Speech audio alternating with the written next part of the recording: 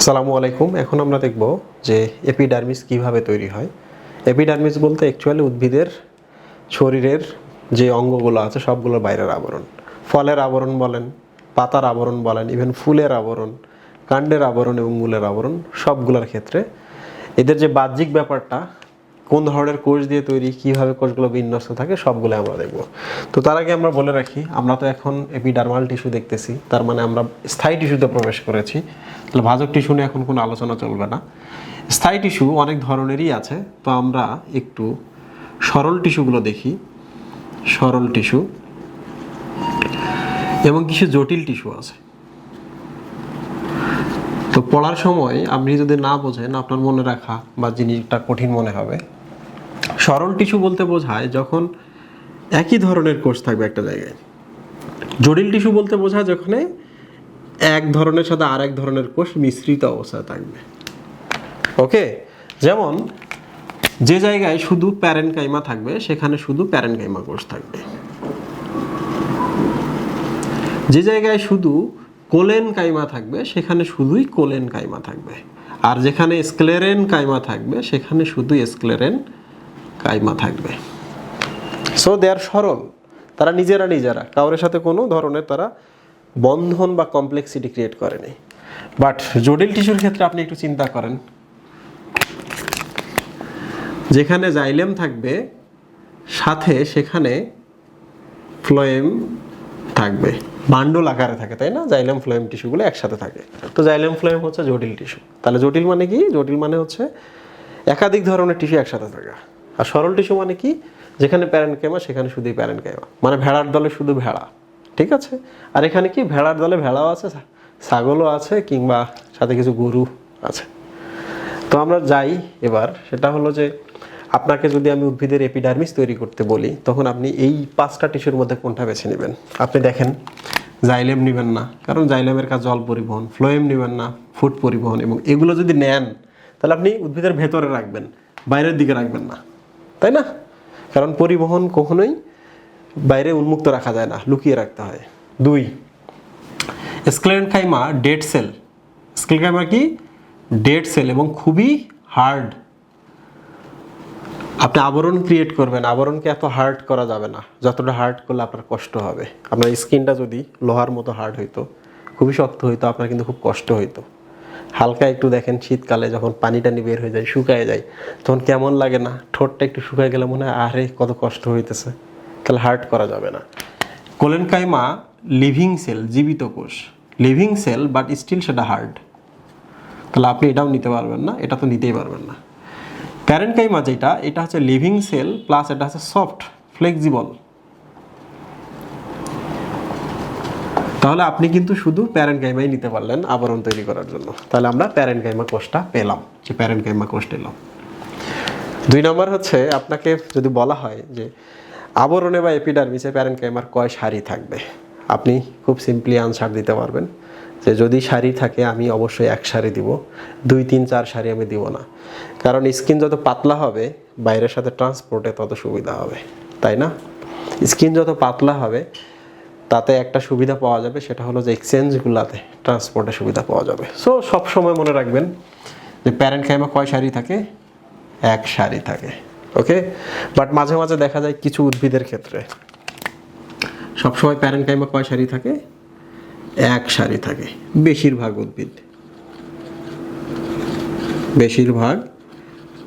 উদ্ভিদ, কিছু কিছু ক্ষেত্রে দেখা যায় 2, 3 সারি, যেমন বট, পাকুড়, অশ্বত্থ, খেজুর এবং রাবার।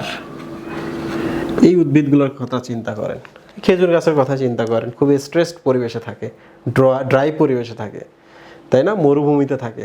তো তাদের বাইরের আবরণ যদি এত পাতলা হয় তাহলে ভেতরের জিনিসগুলো বাইরে চলে যাবে, ফ্লুইডগুলো লস হতে থাকবে, তাহলে উদ্ভিদটার জন্য ক্ষতিকর। তাহলে উদ্ভিদন কি করবে?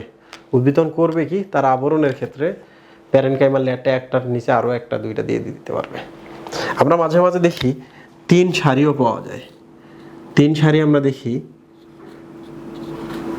এবার মনে রাখি আমি, ব ব ব 3টা ব, ক র বি। করবি উদ্ভিদে আমরা 3 সারি পর্যন্ত প্যারেনকাইমা দেখতে পাই। তাহলে প্যারেনকাইমার সারি সম্পর্কে আমরা ধারণা পেয়েছি। এবার প্যারেনকাইমা অ্যাকচুয়ালি দেখতে কেমন, যে কোষগুলো আমরা এপিডার্মিসে দিয়েছি তারা দেখতে আসলে কেমন, অন্য স্থায়ী টিস্যুর সাথে এদের কিন্তু একটা পার্থক্য আছে। কি পার্থক্য? সেটা হলো,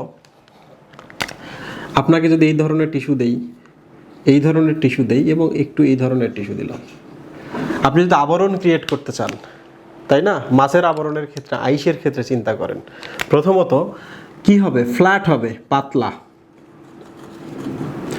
আর যত পাতলা হবে একটা জিনিস তত ছড়িয়ে যাবে, তাই না? তাহলে কি হবে? পাতলা এবং ছড়ানো। ছড়ানো আমরা এখানে বলি আয়তাকার, একটু আকারে বড় আর কি। তাহলে এইটাকেই আপনি আবরণ হিসাবে ব্যবহার করবেন। আপনি বিল্ডিংয়ের টাইলসের ক্ষেত্রে দেখেন, এটা কি একটু বড় সড়ো হলে ভালো, তাহলে অনেকটা অংশ কাভার করতে পারে, সারফেস এরিয়া বৃদ্ধি পায়। 2 নম্বর হচ্ছে, যত বড় করবেন একটা কোষকে চাপ দিয়ে, তত কোষটা পাতলা হবে। পাতলা হলে আরেকটা সুবিধা, যদি দরকার পড়ে উদ্ভিদ বাইরে থেকে কিছু ভেতর থেকে কিছু বাইরে নিয়ে যেতে পারে। পাতলা হওয়া ভালো, বেশি পুরু হওয়া যাবে না। যেমন যে অংশটা মাটির নিচে থাকে তারা তো নিচ থেকে কি করে? পানি শোষণ করে। ওখানে যে পুরু কোষ দেন, পানি এবং লবণ আসা খুব টাফ হয়ে যাবে। পাতলা হবে এবং আয়তাকার এবং ফ্ল্যাট হবে। তো আমরা এটা বুঝতে পারলাম। পরের প্রশ্ন হচ্ছে আন্তঃকোষীয় ফাঁক। আমরা তো জানি যে ভাজক টিস্যুর ক্ষেত্রে আন্তঃকোষীয় ফাঁক প্রায় নাই, কিন্তু স্থায়ী টিস্যুর ক্ষেত্রে কি আছে? তো স্থায়ী টিস্যুর ক্ষেত্রে যেহেতু আছে এবং প্যারেনকাইমা নিজেও স্থায়ী টিস্যু, তাহলে বিপদ হয়ে গেল। এখানে একটা টাইলস দিলাম, এখানে একটা টাইলস দিলাম, মাঝখানে টাইলস নাই। তাহলে কি এটাতে ময়লা ভেতরে পড়বে, ভেতর থেকে কিছু বাইর হয়ে আসবে, উজিং হবে। তো ইন দ্যাট কেস আপনাকে আরেকটা ডিফারেন্ট মেথড বেছে নিতে হবে। কি মেথড? উদ্ভিদের নিজস্ব কোষের মধ্যে কিউটিকল তৈরি হয়, কিউটিন তৈরি হয়। এই যে কিউটিন, সুবেরিন, এরা অ্যাকচুয়ালি মোম জাতীয় পদার্থ। তাহলে আপনি কি করবেন? এগুলাতে মোম দিলেন, মোম দিলেন আপনি। যেই না মোম দিবেন, দেখেন এই যে ফাঁকাগুলো, আন্তঃকোষীয় স্পেসগুলো কিন্তু ঠিক হয়ে গেল, কাভার্ড হয়ে গেল। তাহলে আপনি কিউটিন, সুবেরিন দিয়ে কি করলেন? আন্তঃকোষীয় স্পেসগুলো বন্ধ করে দিলেন। এখানে প্রশ্ন হচ্ছে, এইটা তো লম্ব বরাবর বা দৈর্ঘ্য বরাবর, আর এইগুলো তো প্রস্থ, তাই না? এটা কোষের প্রস্থ। তাহলে প্রস্থ প্রাচীরে যা থাকবে তার থেকে বেশি কিন্তু বাইরের দিকে পুরো হবে, কারণ প্রোটেকশনের ব্যাপার তো আছেই।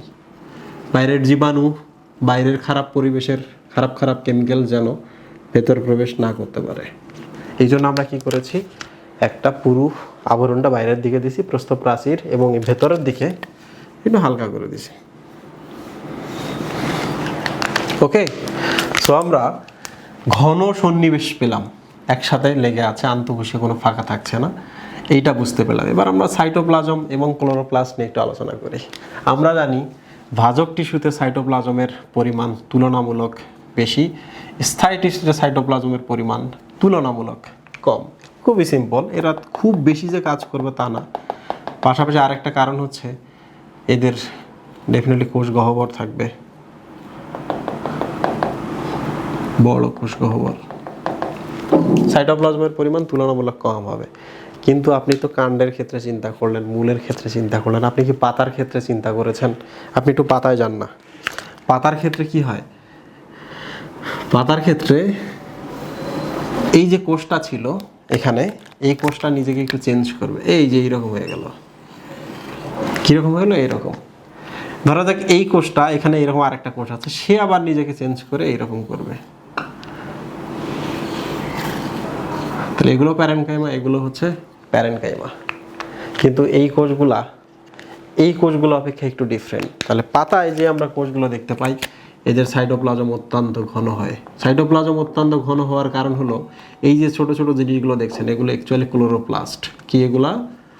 ক্লোরোপ্লাস্ট। তাহলে পাতার আবরণী কোষে, এপিডার্মাল কোষে, বিশেষ করে রক্ষী কোষে ক্লোরোপ্লাস্টের পরিমাণ এত বেশি থাকে, যার জন্য আমরা বলি সাইটোপ্লাজম ঘন। ক্লোরোপ্লাস্ট বেশি থাকার কারণ হলো এখানে সালোক সংশ্লেষণ হয়। কি হয়? সালোক সংশ্লেষণ হয়। আশা করছি আপনারা এইটা বুঝতে পারছেন যে আবরণী কোষ সব জায়গায় সেম না। আবরণী কোষ স্থান ভেদে ভেদে নিজেদের ব্যাপারটা চেঞ্জ করে ফেলে। এখন আমরা চলে আসি পরের বিষয়গুলোতে, যেমন পাতায় লিগনিন এবং লিগনিন থাকে। তো আমি একটু আপনাদের লিগনিন সম্পর্কে হালকা ধারণা দিই। সাইকাস, পাইনাস এবং ঘাস এই উদ্ভিদগুলোর কিন্তু কমন কিছু বৈশিষ্ট্য আছে। 1 নম্বর হলো এগুলো খুবই ভঙ্গুর, বাতাসে ভেঙে যায়। 2 নম্বর হচ্ছে ঘাসের ক্ষেত্রে দেখেন ঘাস মাটিতে থাকে, প্রিডেটরের খুব কাছাকাছি থাকে, ফলে সহজেই এটাকে আমরা মারিয়ে যাই, ব্যথা দিই, ভেঙে ফেলি এবং প্রাণীরা এটাকে কামড়ে খায়। তো এই ধরনের সিচুয়েশনে ঘাস বলেন, সাইকাস বলেন, বাতাস থেকে কিংবা প্রিডেটর থেকে বাঁচার জন্য তাদের একটা এক্সট্রা সাপোর্ট লাগে, খুবই শক্ত সাপোর্ট লাগবে। এইটার নামই হচ্ছে লিগনিন। এই লিগনো শব্দের অর্থ হচ্ছে উড বা কাঠ। তাহলে এই কেমিক্যালটা থাকার কারণে সাইকাস, পাইনাস কিংবা ঘাস জাতীয় উদ্ভিদগুলো আরও উডি বা শক্ত হয়। যখনই তারা শক্ত হবে তখন তারা কি হবে, দৃঢ়তা পাবে, তারপর বাতাসে ভেঙে যাবে না, ফলে রাইট, বাতাসে ভাঙবে না। এবং আরেকটা জিনিস হবে, সেটা হলো প্রিডেটর বা প্রাণী থেকে তারা রক্ষা পাবে, যারা হার্বিভোর ঘাস খায় যারা, তাদের থেকে রক্ষা পাবে, প্রাণী থেকে রক্ষা, তৃণভোজী আর কি। আর একটা 3 নম্বরটা হচ্ছে যে এই উদ্ভিদগুলা কিন্তু স্ট্রেস পরিবেশ সহ্য করতে পারে না, খুব শুষ্ক পরিবেশ, গরম পরিবেশ, অনেক রোদ, ফলে বাইরে যদি একটা উডি আবরণ থাকে লিগনিনের, তাহলে ভেতরের জিনিস বাইরে, বাইরের জিনিস ভেতরে গিয়ে ক্ষতি করতে পারে না। ওকে, তাহলে ভেতরের ব্যাপারটা ঠিকঠাক থাকতেছে, বাইরের ওই যে প্রচণ্ড বাতাস কিংবা প্রাণী কিংবা খারাপ পরিবেশ ভেতরে তেমন একটা ইফেক্ট ক্রিয়েট করতে পারছে না। আশা করছি আপনারা এই পর্যন্ত বুঝেছেন, বাকিগুলো আমি পরের ভিডিওতে আলোচনা করব। আল্লাহ হাফিজ।